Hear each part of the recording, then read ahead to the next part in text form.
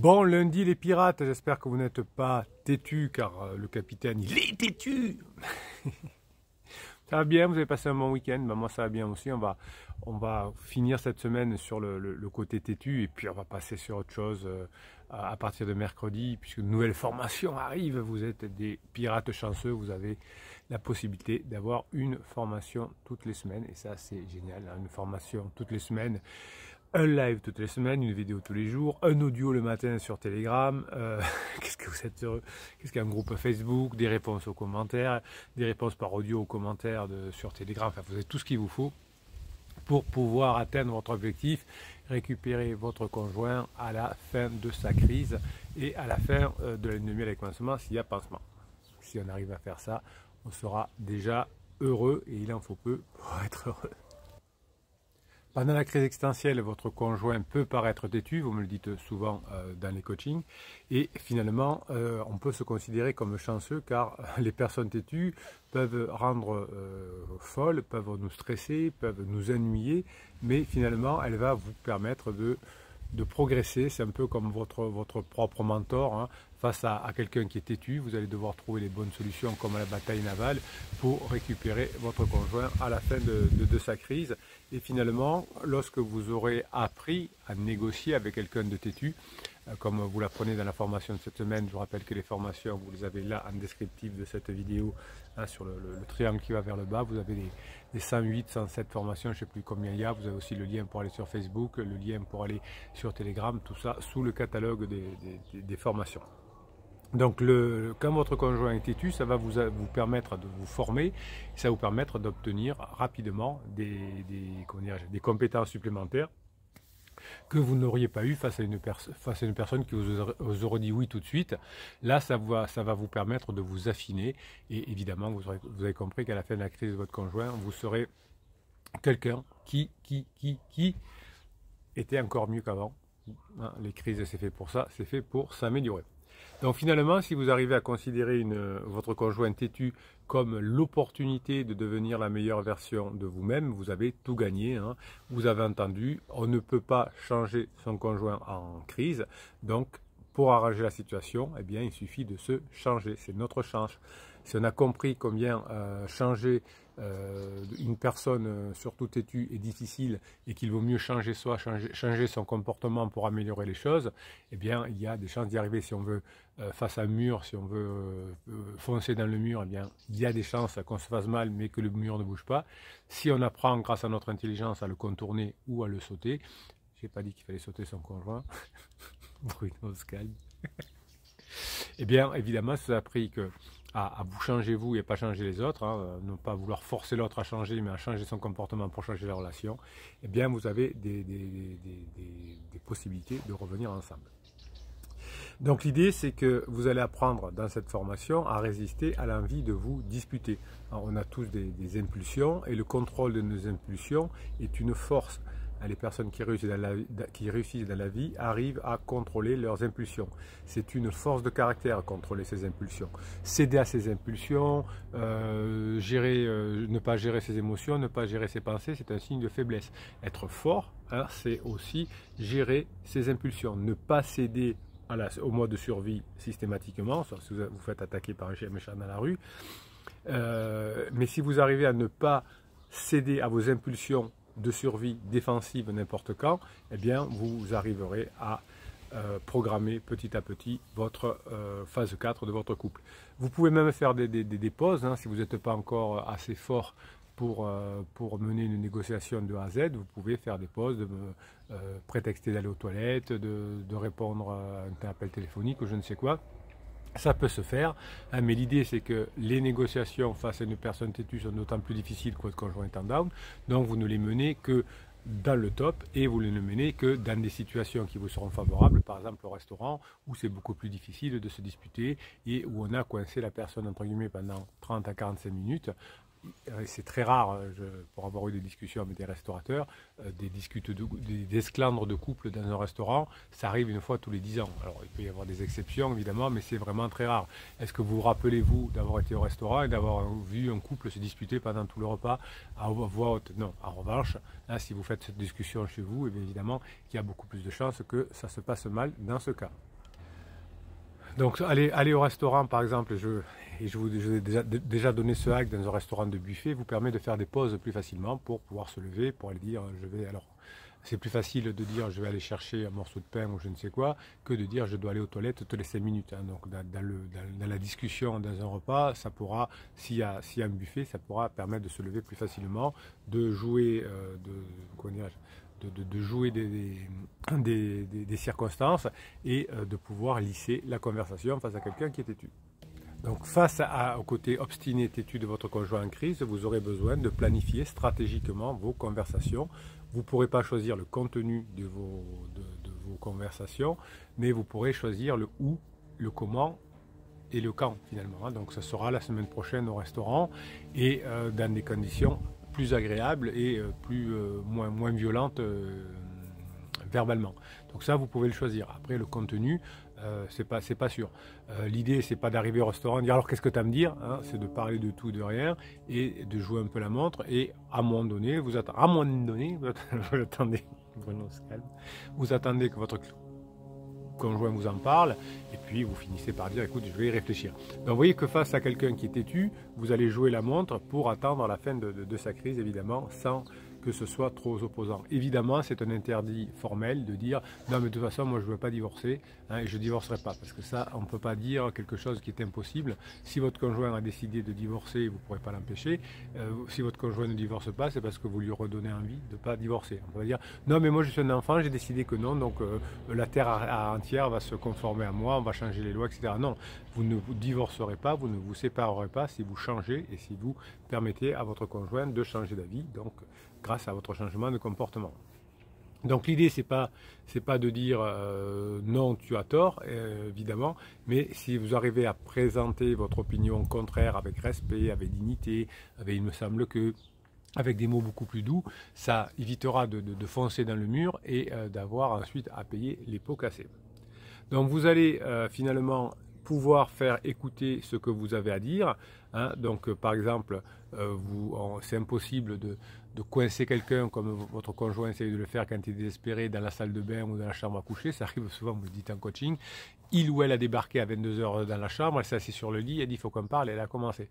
Donc ça c'est tant pis pour vous parce que vous n'avez pas su poser les bases de comment on fait, comment on discute. Hein. On ne discute pas dans un couple n'importe quand et n'importe comment. C'est pas parce qu'on est en couple qu'on peut faire n'importe quoi. Si on se promène avec un caleçon pourri ou un jogging pourri, eh bien c'est pas des choses que l'on fait en couple. On le fait quand on est célibataire et on peut, quand on est célibataire, on peut faire ce qu'on veut. Quand on est en couple, non. Donc les discussions qu'on doit avoir, c'est pas n'importe comment. C'est comme si au bureau, vous rentrez dans le bureau de votre patron, vous disiez voilà j'ai quelque chose à te dire. Et même s'il est en réunion, de commencer. Donc, c'est pas possible de faire ce genre de choses. Donc, finalement, comme on va faire le lien avec ce que je viens de dire, vous essayez, quand vous avez une discussion importante à avoir avec votre conjoint qui est devenu têtu, d'avoir une conversation de type professionnel, hein, en adaptant le volume de voix, le ton de votre voix, presque comme si vous étiez avec un client important, avec votre patron, etc. Donc, vous, face à quelqu'un qui est en difficulté pendant sa crise et qui est têtu, vous devez avoir une attitude extrêmement professionnelle que vous apprenez de la formation, évidemment. Donc, le bon moment opportun. Alors, c'est difficile quand vous prenez rendez-vous avec votre conjoint pour aller au restaurant de savoir s'il sera en up ou s'il est en down, c'est sûr. Mais le jour où il vous dit « faut qu'on parle », il est forcément down. Donc au pire, ben, vous serez en down quand même, mais vous maîtriserez les conditions extérieures et le temps et vous y serez présenté. Au mieux, il sera dans une période de top. C'est arrivé très, très, très souvent que la discussion au restaurant, on l'avait préparé en coaching et puis il n'y a rien qui s'est présenté pendant le restaurant ou pendant la discussion ou très peu, alors qu'on s'était imaginé le pire.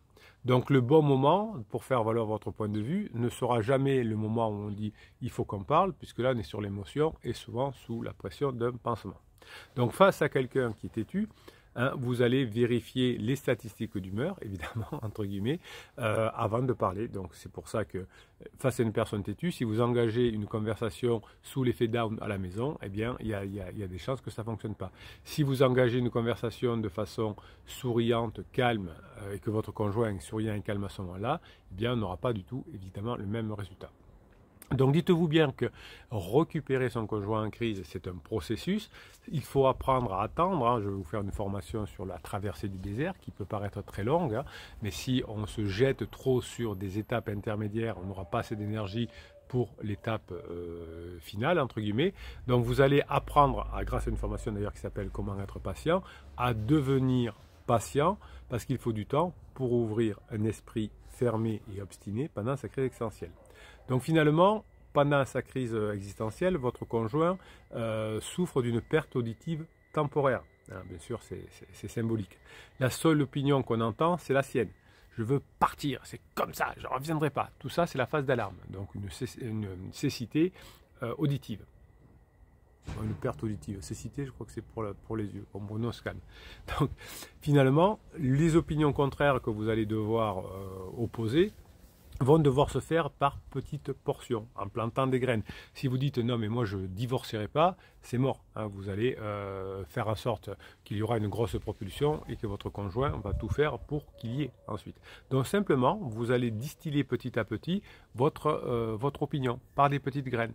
Et à force d'en avoir parlé 6 ou 10 fois, tranquillement, par petites graines, c'est pas non, ce sera plutôt faut qu'on attende un petit peu. Moi, je pense qu'il vaut mieux attendre après la rentrée, après Noël, après Pâques, après ce que vous voulez, après les vacances d'été, selon le moment où vous regardez cette vidéo. En gagnant du temps et en plantant des petites graines, pendant que vous gagnez du temps, en améliorant la situation, eh bien, c'est comme ça que vous arrivez à récupérer le conjoint. C'est à la fois de la science, c'est à la fois des neurosciences et c'est à la fois du bon sens. Donc vous allez me planter plutôt des petites graines ou des petits cailloux comme vous voulez, plutôt que d'essayer de faire un gros pavé. Et les petits segments, quand votre conjoint est en crise, sont beaucoup plus faciles à digérer que quand vous balancez des gros pavés. Donc finalement, vous allez pratiquer la compassion également face à cette personne têtue. Vous savez que c'est quand même pas agréable d'être en crise existentielle. Vous, c'est pas agréable. Alors vous dites oui, mais moi j'ai rien fait, j'en suis victime. Ben, votre conjoint est un peu aussi victime aussi. Pour toutes les personnes qui ont traversé des crises existentielles, vous avez eu les trois témoignages dans les vidéos d'hier et d'avant-hier et d'avant-hier, vendredi, samedi, dimanche. Vous voyez à quel point Marie n'arrivait pas à gérer sa crise existentielle. Donc on en est aussi un peu une victime. Alors Marie est intelligente et Marie va faire en sorte de comprendre ce qui lui arrive, de se faire aider. Mais pour la plupart des personnes en crise, des criseux, des criseuses, ce n'est pas ce qui se passe. Donc vous allez être patient et finalement vous allez essayer de comprendre, évidemment sans être son coach, sans être son psychanalyste, ce que votre conjoint ressent pendant sa crise existentielle. Hein, si vous, je sais pas moi, il faut comprendre que votre conjoint a besoin de temps pendant la reconstruction du striatum, du lien entre le striatum et le préfrontal. Voilà. Si on le comprend déjà, on peut être beaucoup plus patient. Donc si vous vous précipitez pour vouloir changer la situation, vous n'arriverez pas. Vous allez vous précipiter pour changer vous, pour être prêt au moment où le train va entrer en gare. Vous allez réaliser qu'une attitude de mur de briques est une force positive dans beaucoup de choses de la vie, mais pas pendant une crise existentielle. C'est la persévérance dans votre travail qui est la bonne chose. L'entêtement n'est pas une bonne chose. Hein, si on veut aller trop vite, on va perdre son conjoint, puisque dans les premiers mois, dans les 6 à 8 premiers mois, votre conjoint est en phase d'alarme. Toutes les divorces, toutes les séparations se font dans les 6 à 8 mois. Ça se fait très rapidement. En quelques jours, en quelques semaines, on se sépare, on prend 2 appartements, on se tire à boulet rouge dessus, on se partage les enfants. Enfin, c'est un peu n'importe quoi, mais c'est comme ça que les couples divorcent. Si vous tenez les 6 à 8 premiers mois en étant rock, oui je sais c'est très long, mais on n'y peut rien, c'est pas moi qui ai inventé les crises existentielles. Et si je les avais inventées comme ça, ben, il y aurait eu certainement une raison. Donc si la nature a besoin que ça dure aussi longtemps, c'est pour créer du lien entre les différentes parties du cerveau. Donc un trait nécessaire pour réussir, c'est la persévérance sur votre travail et la patience en attendant que votre conjoint soit d'abord en phase plateau, puis en phase d'épuisement, puis en phase de retrouvailles pour revenir.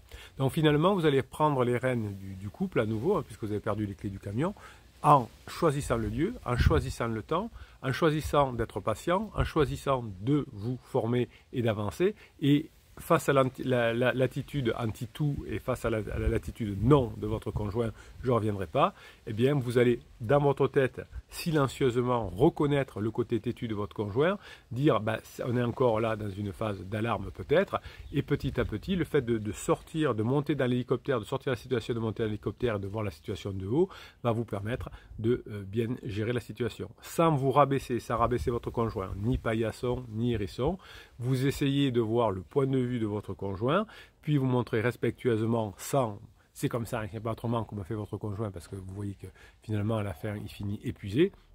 Vous allez tenir compte finalement que le fait que l'opinion temporaire de votre conjoint est importante pour lui ou pour elle, mais que ce n'est pas quelque chose qui est définitif. Donc finalement, si vous arrivez à respirer pendant les négociations, si vous savez que la personne têtue peut être épuisant, que ça va être long, donc dès que votre conjoint est en down, vous allez en profiter pour vous former, pour faire de la neurohypnose, pour faire du sport, pour faire ce que vous voulez, de façon à être encore plus performant au moment de la fin de la crise existentielle. Donc finalement, le côté têtu de votre conjoint est très agaçant, mais ce n'est pas quelque chose qui va vous empêcher de revenir ensemble, au contraire, parce que le côté têtu de votre conjoint va vous permettre de vous améliorer, de devenir la meilleure version de vous-même, et de passer ensuite, grâce au côté têtu de votre conjoint, une excellente phase 4. Ce que je vous souhaite, parce que ça veut dire que vous aurez bien travaillé d'ici là et que vous serez devenu la meilleure version de vous-même, cette phase 4, qui viendra grâce à votre côté amélioré et qui poussera ensuite, dans un deuxième temps, à votre conjoint à s'améliorer aussi. À la fin de la crise, votre conjoint reviendra à peu près au même état d'avant la crise, un peu mieux, mais pas beaucoup, parce qu'il aura un peu maturé. Et ensuite, comme vous aurez changé de comportement, que vous saurez comment on gère la phase 4, votre conjoint sera top avec vous, parce qu'il sera trop bien avec vous, et bien c'est à ce moment-là que votre conjoint vous kiffera grave, parce que vous serez une personne exceptionnelle. Et bien voilà, le côté têtu de votre conjoint vous aura permis de faire les formations adéquates et d'y arriver. Passez la journée que vous méritez, mes pirates adorés, tout simplement, je vous kiffe.